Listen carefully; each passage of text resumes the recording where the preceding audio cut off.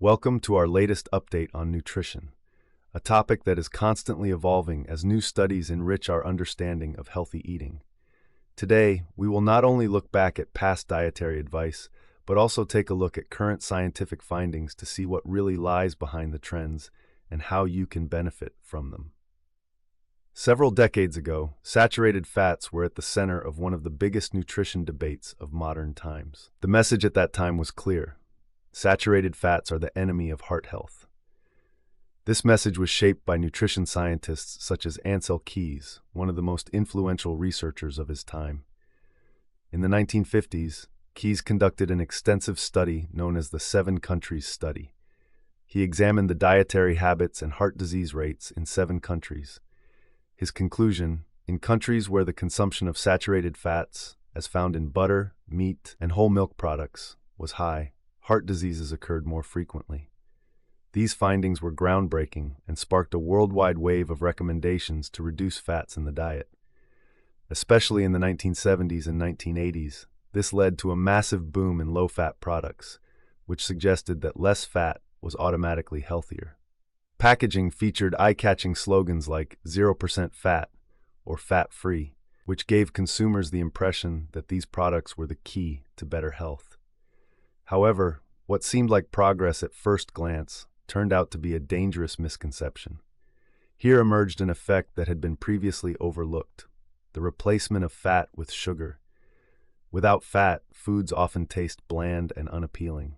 To improve the taste, the food industry added large amounts of sugar. This affected not only obvious products like candies, but also supposedly healthy foods like low-fat yogurts, granola bars, and sauces. However, the body reacts to sugar differently than to fat. Sugar causes rapid blood sugar spikes, leading to an overproduction of the hormone insulin. Insulin, in turn, promotes fat storage. Ironically, the goal was to combat obesity, but the result was the exact opposite. Overweight and diabetes increased worldwide. Why did this happen? The answer lies in the underestimation of the role of sugar and the overestimation of the danger of saturated fats.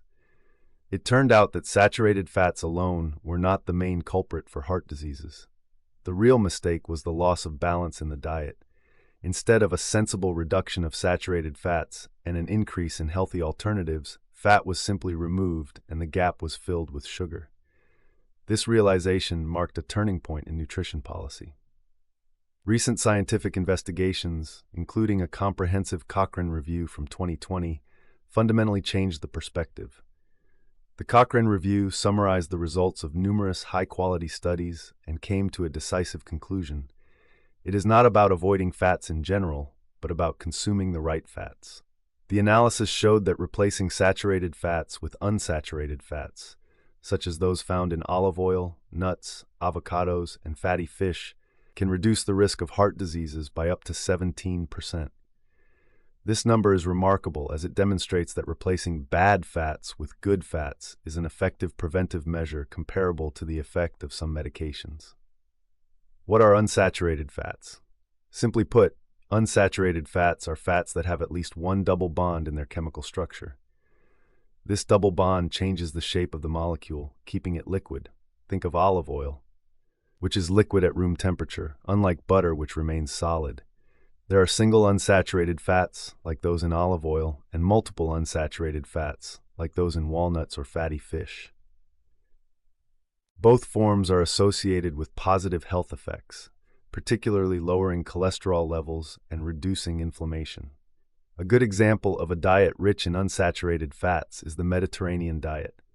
This dietary approach, common in countries like Italy, Greece, and Spain, is based on natural, unprocessed foods such as fruits, vegetables, legumes, whole grains, nuts, and of course olive oil. Numerous studies have confirmed the health benefits of the Mediterranean diet, including a lower risk of heart diseases, strokes, and even certain cancers. This shows fats are not the enemy. They are necessary, but only the right fats. From around the 40th year of life, the body begins to lose about 1% of muscle mass annually, a gradual but significant process known as sarcopenia. The term is derived from Greek and literally means flesh deficiency. Sarkos equals flesh, penia, deficiency. This definition aptly describes the phenomenon where muscle mass gradually shrinks. However, this muscle loss does not occur without consequences. Over the years, muscles not only become smaller, but also weaker. This change has profound effects on the quality of life of older people. With diminishing muscle strength, the risk of falls, bone fractures, and mobility restrictions increases. People who previously could climb stairs or carry heavy groceries effortlessly suddenly find everyday tasks challenging. However, mobility is only one of the affected areas. Less obvious but equally significant are the metabolic consequences of sarcopenia. Muscles are not only responsible for movement, but also play a central role in the body's energy metabolism. They help regulate blood sugar levels by taking up glucose from the blood and using it as energy. When muscle mass decreases, the body can remove less sugar from the blood. This increases the risk of insulin resistance, a condition in which the body's cells no longer respond adequately to the hormone insulin. Over time, this often leads to type 2 diabetes, a disease associated with numerous complications such as heart diseases, nerve damage, and vision problems. Thus, sarcopenia not only affects physical strength, but also influences health at the metabolic level. The causes of sarcopenia are complex but can be traced back to three main factors: hormonal changes, lack of exercise, and insufficient protein intake. As people age, levels of the hormones testosterone in men and estrogen in women decrease. These hormones are not only important for reproduction, but also for maintaining muscle mass. Testosterone stimulates protein synthesis in muscles, promoting their growth. When testosterone levels drop, this growth process slows, accelerating muscle loss. Women experience a significant decline in estrogen levels after menopause, which reduces the protective effects of this hormone on the musculature. The second factor, lack of exercise, exacerbates the problem. In old age, many people tend to move less, whether due to physical discomfort, joint problems, or simply out of habit. Without regular mechanical stimuli, such as those triggered by strength training or resistance exercises, muscles lack the growth impulse. The body sees no need to maintain the musculature and begins to break it down. However, the third crucial factor, protein intake, deserves special attention. Proteins are the building blocks of muscles. Without adequate supply of amino acids provided by consuming proteins, the body has no way to form new muscle cells or repair damaged ones. For a long time, the recommendation was that 0.8 grams of protein per kilogram of body weight daily was sufficient to meet the needs.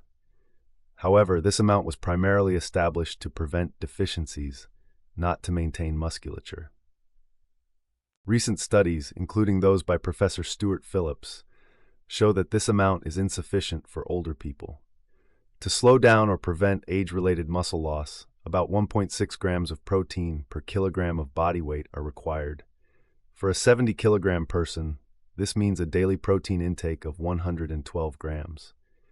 This is more than twice the original recommendation, showing how much the importance of protein in old age was underestimated. Achieving these 112 grams of protein per day may seem challenging at first glance, but it is quite feasible, both through animal and plant protein sources. Animal proteins, considered complete proteins, contain all essential amino acids the body needs. Particularly rich in high-quality protein are meat, fish, eggs, and dairy products.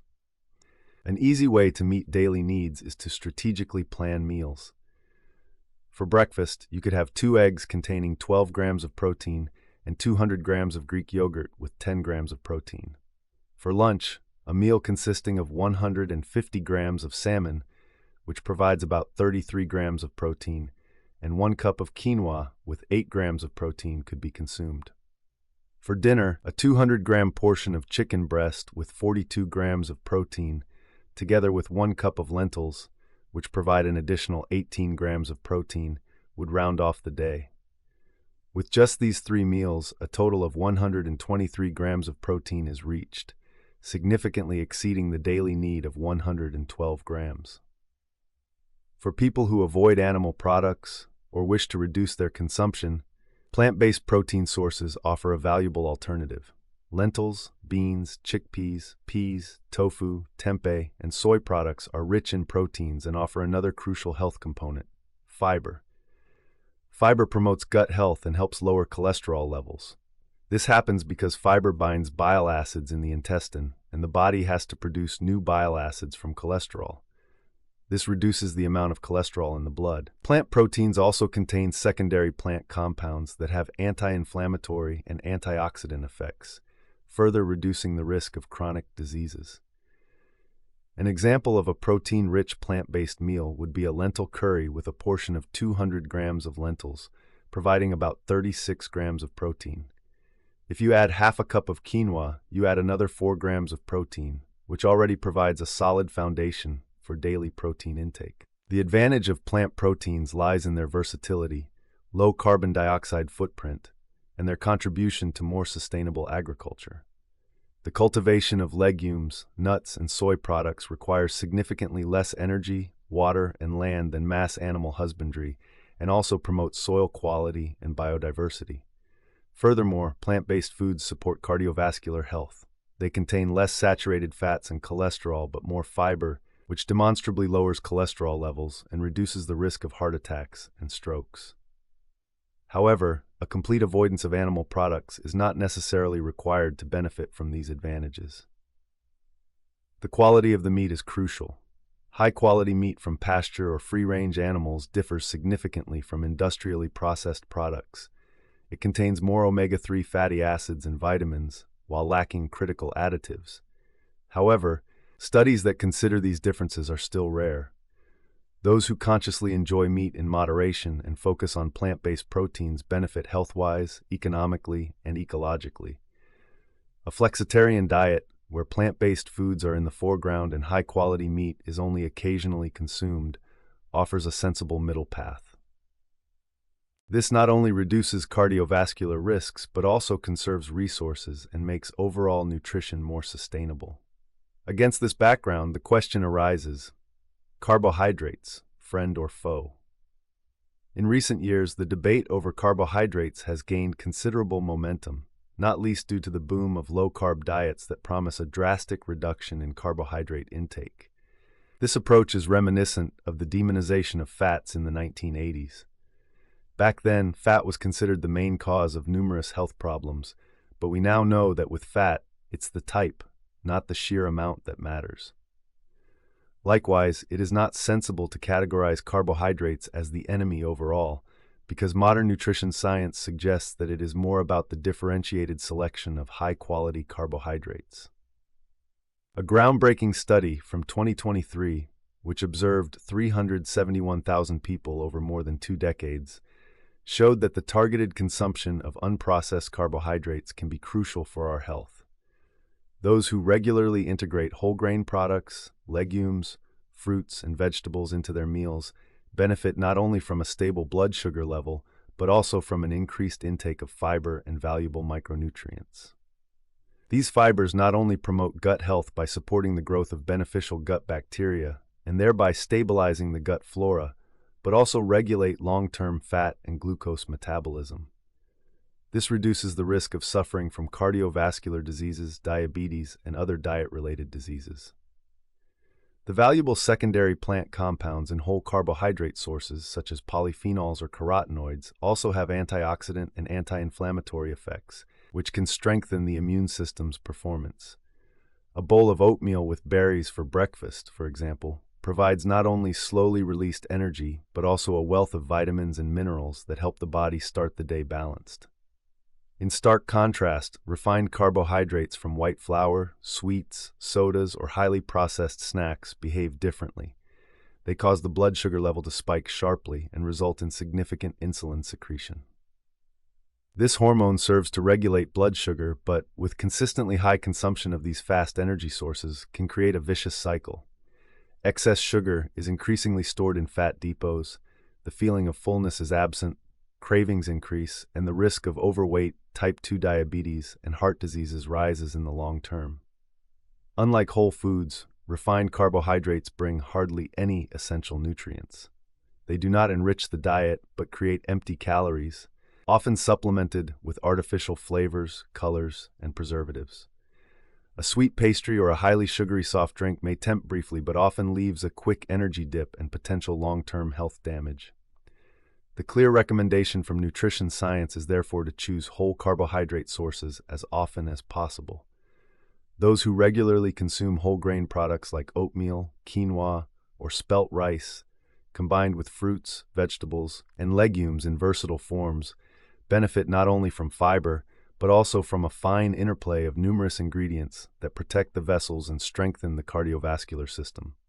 A plate of lentil vegetable stew, for instance, can not only satisfy and provide energy, but also contains a variety of vitamins, minerals, antioxidants, and plant proteins that together contribute to robust health.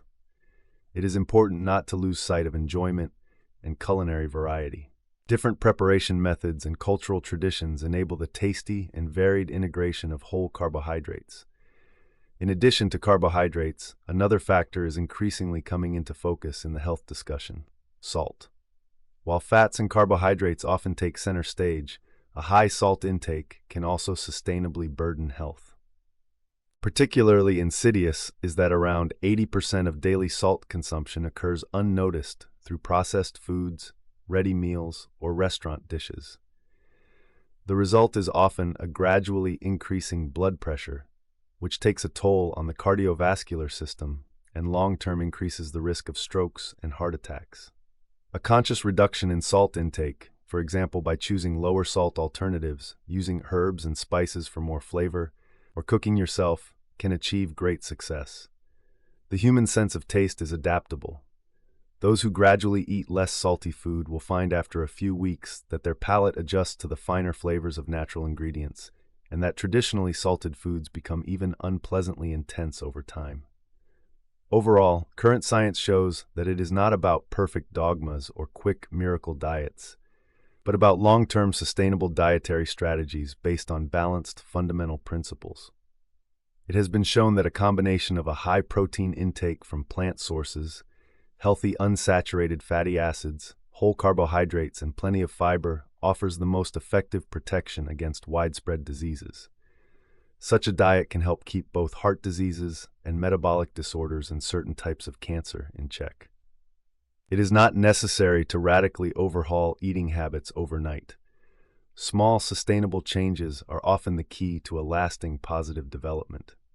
Those who gradually incorporate more fruits, vegetables, and whole grain products into their diet, consume fewer highly processed foods, and slowly reduce their salt intake lay the foundation for better well-being that also stands the test of time. Thank you for joining us today. Always remember that a balanced diet, oriented to individual needs and scientific findings, can significantly improve not only your body, but also your quality of life. In the upcoming episode, we will delve even deeper into the facets of a modern, health-promoting dietary approach to showcase more ways you can integrate positive changes into your everyday life step by step. And as always, we wish everyone a long, healthy, and happy life. Until next time.